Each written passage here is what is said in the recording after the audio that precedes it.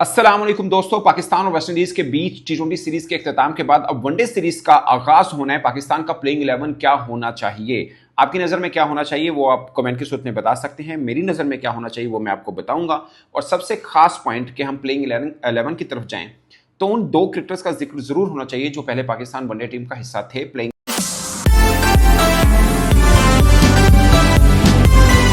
अस्सलाम वालेकुम दोस्तों। पाकिस्तान और वेस्ट इंडीज के बीच टी20 सीरीज के इख्तिताम के बाद अब वनडे सीरीज का आगाज होना है। पाकिस्तान का प्लेइंग 11 क्या होना चाहिए, आपकी नजर में क्या होना चाहिए वो आप कमेंट की सूरत में बता सकते हैं। मेरी नजर में क्या होना चाहिए वो मैं आपको बताऊंगा। और सबसे खास पॉइंट कि हम प्लेइंग 11 की तरफ जाएं तो उन दो क्रिकेटर्स का जिक्र जरूर होना चाहिए जो पहले पाकिस्तान वनडे टीम का हिस्सा थे, प्लेइंग 11 का हिस्सा थे। उनमें से एक क्रिकेटर के साथ तो सरासर ज्यादती हुई। ये मैं इसलिए मेंशन कर रहा हूं कि पाकिस्तान का जो स्क्वाड अनाउंस हुआ वनडे का, उसमें आप उठा के देखिए, फखर जमान ठीक है वो इंजर्ड हो गया, बट आपको मजबूरन बाकी तमाम बल्लेबाज टीम में डालने पड़ रहे हैं क्योंकि बाकी ऑलराउंडर्स हैं, सबके सब ऑलराउंडर्स हैं। और पाकिस्तान की जो टी20 में स्ट्रेटजी है वही वनडे के अंदर है बजाहिर कि आपने 3 रेगुलर बॉलर, बाकी सारे ऑलराउंडर, जो कि मुझे लगता है कि टी20 में भी ठीक नहीं है, वनडे में तो बिल्कुल ठीक नहीं है।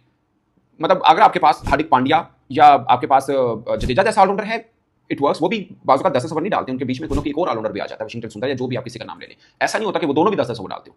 मगर हमारे यहाँ ऑलराउंडर्स के साथ टीम बनाई जा रही है, उसमें ना आपके पास 6-7 बैट्समैन पूरे, लाइक आप 7 बैट्समैन हो, आपके पास 4 रेगुलर बॉलर हो, उन 7 बैट्समैन में से कोई 2 बॉलर भी हो, like for example Saim Ayub कर लेते हैं, सलमान अली आगा कर लेते हैं, बीच में पहले कामरान गुलाम करते थे, तो ये तीनों 3-3 4-4 ओवर का बना के 10 ओवर का कोटा निकल जाता है। मगर ऐसा नहीं हो सकता कि आप 3 रेगुलर बॉलर हो, बाकी सारे ऑलराउंडर हो और आप 20 ओवर का कोटा निकाल रहे हो। ये आप ऐसा फंसेंगे किसी दिन, ऐसा फंसेंगे कि चंगे वाले मैच बड़ा वर्क हो जाएगा, जो कि पाकिस्तान का पहले होता भी रहा। इसलिए हम चैंपियंस ट्रॉफी फर्स्ट राउंड भाई, हम वनडे सीरीज हर जगह पे मतलब बुरा खेलते आए हैं। तो ये आप देखिए, खासकर अपने घर के अंदर अलग बात है, साउथ अफ्रीका और वेस्ट और ऑस्ट्रेलिया ये 2 हैं जहां पे हम जीते, मगर उन दोनों का कॉम्बिनेशन अब हम चेंज करके बैठे हुए हैं। वो आप उठा के देखिए, 4 बॉलर रेगुलर थे, मगर अब हम 3 रेगुलर बॉलर के साथ बन रहा है। ये मैच चूंकि प्लेइंग 11 जो बनेगा वो यही बनेगा अपीयरेंटली। बाकी मैं आपको 2 खिलाड़ियों का नाम बता दूं, I don't know and I can't understand कि कामरान गुलाम को आप वनडे स्क्वाड से कैसे बाहर निकालते हैं। आखिरी 5 वनडे मैचेस में उस बंदे का एक 100 है, एक 50 है, जिसके आखिरी 5 वनडे मैच में 100 एक 50 हो, कोई तुक बनता है उस बंदे को बाहर निकालने का। मतलब कामरान गुलाम के साथ ये जैतिन तो क्या है, एक आधा मैच नहीं चला तो बर्बाद करता। और अभी चैंपियंस ट्रॉफी में आप सौ शकील को कभी नीचे खिला रहे हैं, कभी ऊपर खिला रहे हैं। आपने सौ शकील को, मुझे नहीं लगता कि सौ शकील के बगैर वनडे मतलब वनडे में बनता है यार वो बंदा। He is technically very sound player, आप उसको लेके आए। तैयब ताहिर स्पिन को अच्छा खेलते हैं, ठीक है, आपको अगर वनडे वर्ल्ड कप का प्रोस्पेक्ट देखना है कि आपने अफ्रीका में खेलना है, वहां पे पहुंची और ये वो, फिर भी मुझे लगता है कि प्लेयर है जिसने डोमेस्टिक में परफॉर्म किया है। वो 10-11 मैच खेले हैं, उनकी 330+ हैं, 3-4 30+, 50 नहीं है तैयब ताहिर की, बट जिस नंबर पे बैटिंग करता है वहां 50 के चांसेस कम ही होते हैं, 7 या 8 नंबर पे तो वो बैटिंग करता है।